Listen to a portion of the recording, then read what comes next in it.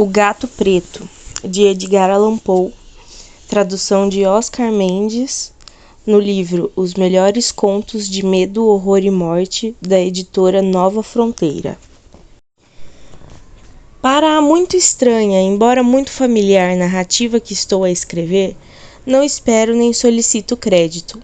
Louco, em verdade, seria eu para esperá-lo, num caso em que meus próprios sentidos rejeitam o seu próprio testemunho. Contudo, louco não sou, e com toda certeza não estou sonhando, mas amanhã morrerei, e hoje quero aliviar minha alma. Meu imediato propósito é apresentar ao mundo, plena e sucintamente, sem comentários, uma série de simples acontecimentos domésticos. Pelas suas consequências, estes acontecimentos me aterrorizaram, me torturaram e me aniquilaram. Entretanto, não tentarei explicá-los. Para mim, apenas se apresentam cheios de horror. Para muitos parecerão menos terríveis do que grotescos. Mais tarde, talvez, alguma inteligência se encontre que reduza meu fantasma a um lugar comum. Alguma inteligência mais calma, mais lógica e bem menos excitável do que a minha e que perceberá nas circunstâncias que pormenorizo com terror apenas o vulgar sucessão de causas e efeitos bastante naturais. Salientei-me desde a infância pela docilidade e humanidade de meu caráter. Minha ternura de coração era mesmo tão notável que fazia de mim motivo de troça de meus companheiros. Gostava de modo especial de animais, e meus pais permitiam que eu possuísse grande variedade de bichos favoritos. Gastava com eles a maior parte do meu tempo, e nunca me sentia tão feliz como quando lhes dava comida e os acariciava. Essa particularidade de meu caráter aumentou com o meu crescimento, e na idade adulta dela extraía uma de minhas principais fontes de prazer. Aqueles que têm dedicado afeição a um cão fiel e inteligente, pouca dificuldade tenho de explicar a natureza ou a intensidade da recompensa que daí deriva. Há qualquer coisa no amor sem egoísmo e abnegado de um animal que atinge diretamente o coração de quem tem tido frequentes ocasiões de experimentar a amizade mesquinha e a fidelidade frágil de um simples homem. Casei-me ainda moço e tive a felicidade de encontrar em minha mulher um caráter adequado ao meu. Observando minha predileção pelos animais domésticos, não perdi a ela oportunidade de procurar os das espécies mais agradáveis. Tínhamos pássaros, peixes dourados, um lindo cão, coelhos, um macaquinho e um gato. Este último era um belo animal, notavelmente grande, todo preto e de uma sagacidade de espantar. Ao falar da inteligência dele, minha mulher, que no íntimo não tinha nem um pouco de superstição, fazia frequentes alusões à antiga crença popular que olhava todos os gatos pretos como feiticeiras disfarçadas. Não que ela se mostrasse jamais séria a respeito desse ponto, e eu menciono isso, afinal, pelo simples fato de justamente agora ter me vindo à lembrança. Plutão, assim se chamava o gato, era o meu preferido e companheiro. Só eu lhe dava de comer e ele me acompanhava por toda a parte da casa por onde eu andasse. Era mesmo com dificuldade que eu conseguia impedi-lo de acompanhar-me pelas ruas. Nossa amizade durou, desta maneira, muitos anos, nos quais o meu temperamento geral e meu caráter, graças à diabólica intemperança, tinham sofrido, coro de confessá-lo, radical alteração para pior. Tornava-me dia a dia mais taciturno, mais irritável, mais descuidadoso dos sentimentos alheios. Permiti-me usar uma linguagem brutal com minha mulher. Por fim, cheguei mesmo a usar de violência corporal. Meus bichos, sem dúvidas, tiveram de sofrer essa mudança de meu caráter. Não somente descuidei-me deles, como os maltratava. Quanto a Plutão, porém, tinha com ele ainda suficiente consideração que me impedia de maltratá-lo. Ao passo que não tinha escrúpulos em maltratar os coelhos, o macaco ou mesmo o cachorro, quando por acaso ou por afeto me atravessavam em meu caminho. Meu mal, contudo, aumentava, pois que outro mal se pode comparar ao álcool? E por fim, até mesmo Plutão, que estava agora ficando velho e em consequência um tanto impertinente, até mesmo Plutão começou a experimentar os efeitos do meu mau temperamento. Certa noite, de volta à casa bastante embriagado de uma das tascas dos subúrbios, supus que o gato evitava minha presença. Agarrei-o, mas nisso, amedrontado com minha violência, deu-me uma leve dentada na mão. Uma fúria diabólica apossou-se instantaneamente de mim. Cheguei a desconhecer-me. Parecia que minha alma original me havia abandonado de repente. O corpo e uma maldade mais do que satânica, saturada de álcool, fazia vibrar todas as fibras do meu corpo. Tirei do bolso do colete um canivete, abri-o, agarrei o pobre animal pela garganta e deliberadamente agarrei-lhe um dos olhos da órbita. Coro, abraço-me, estremeço ao narrar a condenável atrocidade. Quando com a manhã me voltou a razão, quando com o sono desfiz os fumos da noite de orgia, experimentei uma sensação meio de horror, meio de remorso pelo crime de que me tornava culpado. Mas era quando muito, uma sensação fraca e equívoca, e a alma permanecia insensível. De novo mergulhei em excessos e logo afoguei no vinho toda a lembrança de meu ato. E enquanto isso, o gato, pouco a pouco, foi sarando. A órbita do olho arrancado tinha, é verdade, uma horrível aparência, mas ele parecia não sofrer mais nenhuma dor. Andava pela casa como de costume, mas como era de esperar, fugia com extremo terror a minha aproximação. Restava-me ainda bastante de meu antigo coração para que me magoasse. A princípio, aquela evidente aversão por parte de uma criatura que tinha sido outrora tão amada por mim. Mas esse sentimento em breve deu lugar à irritação, e então apareceu, como para minha queda final e irrevogável, o espírito de perversidade. Desse espírito não cuida a filosofia. Entretanto, tenho menos certeza da existência de minha alma do que de ser essa perversidade um dos impulsos primitivos do coração humano, uma das indivisíveis faculdades primárias ou sentimentos que dão direção ao caráter do homem. Quem não se achou centenas de vezes a cometer um ato vil ou estúpido, sem outra razão senão a saber que não deveria cometê-lo? Não temos nós uma perpétua inclinação, apesar de nosso melhor bom senso, para violar o que é a lei, pelo simples fato de compreendermos que ela é a lei? O espírito de perversidade, repito, veio a causar minha derrocada final. Foi esse anelo insondável de alma, de torturar-se a si próprio, de violentar sua própria natureza, de praticar o mal pelo mal, que me levou a continuar, e por fim a consumar a tortura que já havia infligido ao inofensivo animal.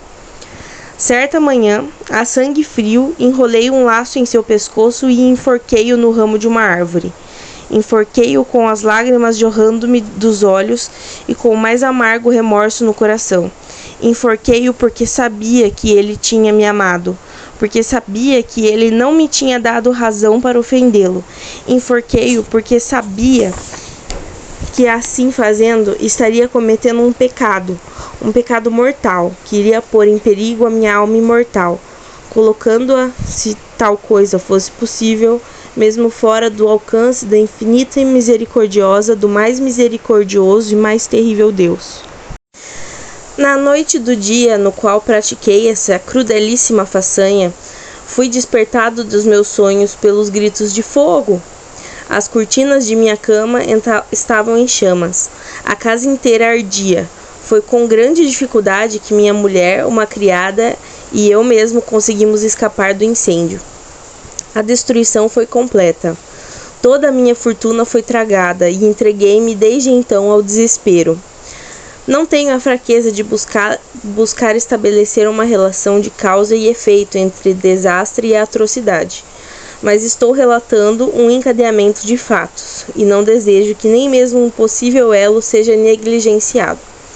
Visitei os escombros no dia seguinte do incêndio. Todas as paredes tinham caído, exceto uma, e esta era de um aposento interno, não muito grossa, que se situava mais ou menos no meio da casa, e contra a qual permanecera a cabeceira de minha cama. O estuque havia, em grande parte, resistido ali à ação do fogo, fato que atribuí a ter sido ele recentemente colocado. Em torno dessa parede reuniu-se compacta multidão e muitas pessoas pareciam estar examinando a parte especial dela, com uma atenção muito ávida e minuciosa. As palavras estranho, singular e expressões semelhantes excitaram minha curiosidade. Aproximei-me e vi, como se gravada em baixo relevo sobre a superfície branca, a figura de um gato gigantesco. A imagem fora reproduzida com uma nitidez verdadeiramente maravilhosa. Havia uma corda ao redor do pescoço do animal.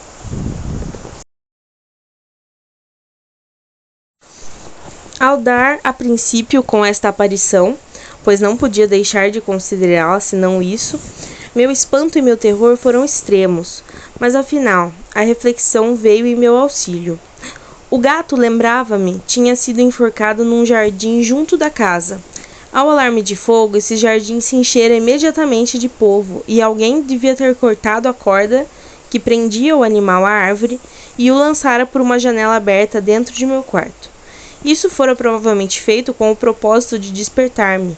A queda de outras paredes tinha comprimido a vítima de minha crueldade ao encontro à massa de estuque, colado de pouco, cuja cal, com as chamas e o amoníaco do cadáver, traçara então a imagem como a vi. Embora assim prontamente procurasse satisfazer minha razão, se não de todo a minha consciência a respeito do surpreendente fato que acabo de narrar, nem por isso deixou ele de causar profunda impressão na minha imaginação. Durante 6 meses eu não pude me libertar do fantasma do gato, e nesse período voltava-me ao espírito um vago sentimento que parecia remorso, mas não era.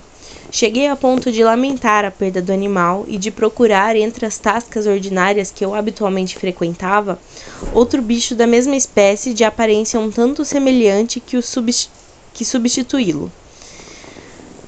Certa noite, sentado meio embrutecido num antro mais que infame, minha atenção foi de súbito atraída para uma coisa preta que repousava em cima de um dos imensos barris de genebra ou de rum que constituíam a principal mobília da sala. Estivera a olhar fixamente para o alto daquele barril durante alguns minutos, e o que agora me causava surpresa era o fato de que não houvesse percebido mais cedo tal coisa ali situada. Aproximei-me e toquei-a com a mão. Era um gato preto, um gato bem grande, tão grande como Plutão, e totalmente semelhante a ele, exceto em um ponto. Plutão não tinha pelos brancos em parte alguma do corpo, mas esse gato tinha uma grande, embora imprecisa mancha branca cobrindo quase toda a região do peito. Logo que o toquei, ele imediatamente se levantou, ronronou alto, esfregou-se contra minha mão e pareceu satisfeito com meu carinho. Era, pois, aquela a criatura mesma que eu procurava. Imediatamente tentei comprá-lo ao taverneiro, mas esse disse que não lhe pertencia o animal, nada sabia a seu respeito e nunca o vira antes. Continuei minhas carícias e quando me preparei para voltar para casa, o animal deu mostras de querer acompanhar-me. Deixei que assim o fizesse, curvando-me às vezes e dando-lhe palmadinhas enquanto seguia. Ao chegar à casa, ele imediatamente se familiarizou com ela e se tornou desde logo grande favorito de minha mulher. De minha parte, depressa comecei a sentir despertar em mim uma antipatia contra ele. Isso era, precisamente, o reverso do que eu tinha previsto. Mas, não sei como ou porquê, sua evidente amizade por mim antes me desgostava e aborrecia. Lenta e gradativamente, esses sentimentos de desgosto e aborrecimento se transformaram na amargura do ódio. Evitava o animal. Certa sensação de vergonha e a lembrança de minha antiga crueldade impediam-me de maltratá-lo fisicamente. Durante algumas semanas abstive-me de bater-lhe ou de usar contra ele qualquer outra violência, mas gradualmente, bem gradualmente, passei a encará-lo com indizível aversão e a esquivar-me silenciosamente a sua odiosa presença como a um hálito pestilento. O que aumentou sem dúvida meu ódio pelo animal foi a descoberta na manhã seguinte em que a trouxera para casa, de que, como Plutão, fora também privado de um de seus olhos. Essa circunstância, porém, só fez aumentar o carinho de minha mulher por ele. Ela, como já disse, possuía em alto grau aquela humanidade de sentimento que fora outrora o traço distintivo e a fonte de muitos dos meus mais simples e mais puros prazeres. Com a minha aversão àquele gato, porém, sua predileção por mim parecia aumentar. Acompanhava meus passos com uma pertinácia que o leitor dificilmente compreenderá. Em qualquer parte que eu me sentasse, enroscava-se ele debaixo de minha cadeira ou pulava-me sobre meus joelhos, cobrindo-me com suas carícias repugnantes. Se me levantava para andar, metia-se entre meus pés quase a derrubar-me, ou cravando suas longas e agudas garras em minha roupa, subia dessa maneira até o meu peito. Nessas ocasiões, embora tivesse o desejo ardente de matá-lo com uma pancada, era impedido de fazê-lo, em parte por me lembrar de meu crime anterior, mas principalmente, devo confessá-lo sem demora, por absoluto pavor do animal. Esse pavor não era exatamente um pavor de mal físico, e contudo não saberia como defini-lo de outra forma. Tenho quase vergonha de confessar. Sim, mesmo nesta cela de criminoso, tenho quase vergonha de confessar que o terror e o horror que o animal me inspirava tinham sido aumentados por uma das mais simples quimeras que seria possível conceber. Minha mulher chamara mais de uma vez minha atenção para a natureza da marca de pelo branco de que falei, e que constituía a única diferença visível entre o animal estranho e o que eu havia matado. O leitor há de recordar que esta mancha, embora grande, fora a princípio de forma bem imprecisa, mas por leves gradações quase imperceptíveis e que, durante muito tempo, a razão forcejou para rejeitar como imaginárias, tinha afinal assumido uma rigorosa precisão de contorno. Era agora a reprodução de um objeto que tremo em nomear. Por isso, acima de tudo, eu detestava e temia o monstro, e ter-me-ia livrado dele se eu o ousasse. Era agora, digo, a imagem de uma coisa horrenda, de uma coisa apavorante, a imagem de uma forca. Ó lúgubre e terrível máquina de horror e de crime, de agonia e de morte. E então eu era, em verdade, um desgraçado, mais desgraçado que a própria desgraça humana, e um bronco animal, cujo companheiro eu tinha com desprezo destruído, um bronco animal preparava para mim, homem formado à imagem do Deus Altíssimo, tanta angústia intolerável. Ai de mim! Nem de dia nem de noite era-me dado mais gozar a bênção do repouso. Durante o dia, o bicho não me deixava só um só momento, e de noite eu despertava a cada instante de sonhos de indizível pavor para sentir o quente hálito daquela coisa no meu rosto, e seu enorme peso, encarnação de pesadelo, que eu não tinha forças para repelir, oprimindo eternamente o meu coração. Sob a pressão de tormentos tais como estes, os fracos restos de bondade que haviam em mim sucumbiram. Meus únicos companheiros eram os maus pensamentos, os mais negros e maléficos pensamentos. O mau humor de meu temperamento habitual aumentou, levando-me a odiar todas as coisas e toda a humanidade. Minha resignada esposa, porém, era a mais constante e mais paciente vítima das súbitas, frequentes e indomáveis explosões de uma fúria a que eu agora me abandonava cegamente. Certo dia, ela me acompanhou para alguma tarefa doméstica até a adega do velho prédio que nossa pobreza nos compelira a ter de habitar. O gato desceu os degraus, seguindo-me e quase me lançou ao chão, exasperando-me até a loucura. Erguendo um machado e esquecendo na minha cólera o medo pueril que tinha até ali sustido minha mão, descarreguei um golpe no animal, que teria, sem dúvida, sido instantaneamente fatal se eu o houvesse assestado como desejava. Mas esse golpe foi detido pela mão de minha mulher. Espicaçado por essa intervenção, com uma raiva mais do que demoníaca, arranquei meu braço de sua mão e enterrei o machado em seu crânio. Ela caiu morta imediatamente com um gemido. Executando tão horrendo crime, logo e com inteira decisão entreguei-me à tarefa de ocultar o corpo. Sabia que não podia removê-lo da casa, nem de dia nem de noite, sem correr o risco de ser observado pelos vizinhos. Muitos projetos me atravessavam a mente. Em dado momento, pensei em cortar o cadáver em pedaços miúdos e queimá-lo. Em outro, resolvi cavar uma cova para ele no chão da adega. De novo, deliberei de lançá-lo no poço do pátio, metê-lo num caixote, como uma mercadoria, com os cuidados usuais, e mandar um carregador retirá-lo de casa.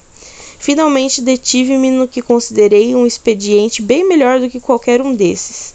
Decidi emparedá-lo na adega, como se diz que os monges na Idade Média emparedavam suas vítimas.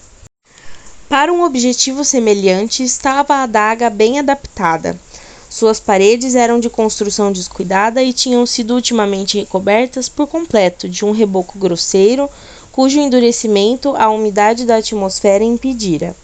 Além disso, em uma das paredes havia uma saliência causada por uma falsa chaminé ou lareira que fora tapada para não se diferenciar do resto da adega.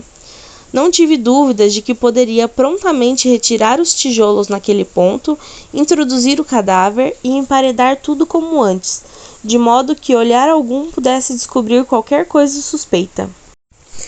E não me enganei nesse cálculo.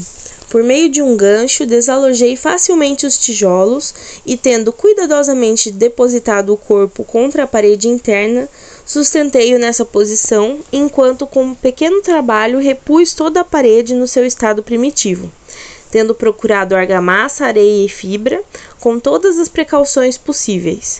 Preparei um estuque que não podia ser distinguido do antigo, e com ele cuidadosamente recobri o novo entijolamento. Quando terminei, senti-me satisfeito por ver que tudo estava direito. A parede não apresentava a menor aparência de ter sido modificada. Fiz a limpeza do chão com o mais minucioso cuidado. Olhei em torno com um ar triunfal e disse a mim mesmo: aqui, pelo menos, pois meu trabalho não foi em vão. Tratei em seguida de procurar o animal que fora a causa da tamanha desgraça, pois resolvera, afinal, decididamente matá-lo. Se tivesse podido encontrá-lo naquele instante, não poderia haver dúvida a respeito de sua sorte. Mas parecia que o manhoso animal ficara alarmado com a violência de minha cólera anterior e evitava enroscar a minha raiva do momento. É impossível descrever ou imaginar a profunda e abençoada sensação de alívio que a ausência da detestada criatura causava no meu íntimo. Não me apareceu durante a noite, e assim, por uma noite pelo menos, desde que ele havia entrado pela casa, dormi profunda e tranquilamente. Sim, dormi, mesmo com o peso de uma morte na alma. O segundo e o terceiro dia se passaram, e no entanto o meu carrasco não apareceu. Mais uma vez respirei como um homem livre. Aterrorizado, o monstro abandonara a casa para sempre. Não mais o veria. Minha aventura era suprema. Por muito pouco me perturbava a culpa de minha negra ação. Poucos interrogatórios foram feitos e tinham sido prontamente respondidos. Dera-se mesmo uma busca, mas sem dúvidas nada foi encontrado. Considerava assegurada a minha futura felicidade. No quarto dia depois do crime, chegou bastante inesperadamente à casa um grupo de policiais, que procedeu de novo à rigorosa investigação dos lugares. Confiando, porém, na impenetrabilidade do meu esconderijo, não senti menor incômodo. Os agentes ordenaram que o acompanhasse em sua busca. Nenhum escaninho ou recanto deixaram inexplorado. Por fim, pela terceira ou quarta vez, desceram a adega. Nenhum músculo meu estremeceu. Meu coração batia calmamente como o de quem dorme o sono da inocência. Caminhava pela adaga de ponta a ponta. Cruzei os braços no peito e passeava tranquilo para lá e para cá. Os policiais ficaram inteiramente satisfeitos e prepararam-se para partir. O jubilo de meu coração era demasiado forte para ser contido. Ardia por dizer pelo menos uma palavra, a modo de triunfo, para tornar indubitavelmente segura a certeza neles de minha inculpabilidade. Senhores, disse por fim quando o grupo subia a escada, sinto-me encantado por ter desfeito suas suspeitas. Desejo a todos saúde e um pouco mais de cortesia. A propósito, cavalheiros, esta é uma casa muito bem construída. No meu desejo violento de dizer alguma coisa com desembaraço, eu mal sabia o que ia falando. Posso afirmar que é uma casa excelentemente bem construída. Essas paredes... Já vão indo, senhores? Essas paredes estão solidamente edificadas. E aí, por simples frenesi de bravata, bati pesadamente com a bengala que tinha na mão, justamente naquela parte do entijolamento por trás do qual estava o cadáver da mulher de meu coração. Mas praza a Deus proteger-me e livrar-me das garras do demônio. Apenas mergulhou no silêncio a repercussão de minhas pancadas, e logo respondeu uma voz do túmulo, um gemido, a princípio velado e entrecortado, como o soluçar de uma criança, que depois rapidamente se avolumou num grito prolongado, alto e contínuo, extremamente anormal e inumano, um urro, um guincho lamentoso, meio de horror e meio de triunfo, como só do inferno se pode erguer, a um tempo das garras dos danados na sua agonia e dos demônios que exultam na danação. Loucura seria falar de meus próprios pensamentos. Desfalecendo, recuei até a parede oposta. Durante 1 minuto, o grupo que se achava na escada ficou imóvel, no paroxismo do medo e do pavor. Logo depois, uma dúzia de braços robustos se atarefava em desmanchar a parede. Ela caiu inteiriça. O cadáver, já grandemente decomposto e manchado de coágulos de sangue, erguia-se ereto aos olhos dos espectadores. Sobre sua cabeça, com a boca vermelha escancarada e o olho solitário chispante, estava assentado o horrendo animal, cuja astúcia me induzia ao crime e cuja voz delatora me havia apontado ao carrasco. Eu havia emparedado o monstro no túmulo.